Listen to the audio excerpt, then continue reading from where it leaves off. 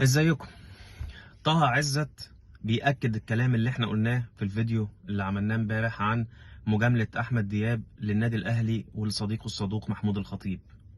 طه عزت امبارح مع إبراهيم فايق فضح المنظومة الرياضية كلها، وأثبت بكل الطرق وأخلى مسؤوليته عن عدم خصم ال3 نقط للنادي الأهلي، لأنه صرح امبارح تصريح مباشر إن قرار لجنة المسابقات كان اعتبار الأهلي مهزوم وخصم 3 نقط في نهاية الموسم من النادي الأهلي، وإن القرار اللي اتعدل كان باجتماع رابطة الأندية برئاسة أحمد دياب بدون الرجوع ليه، وأخلى مسؤوليته تماما امبارح، وأوضح إن كان في مجاملة صريحة وواضحة للنادي الأهلي من أحمد دياب.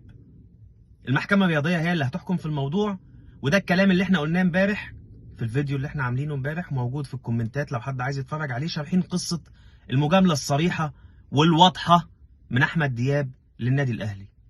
أتمنى إن الرياضة المصرية تفوق، وأتمنى إن المسؤولين عن الرياضة المصرية يشوفوا اللي بيحصل إيه وآخرته هتبقى إيه.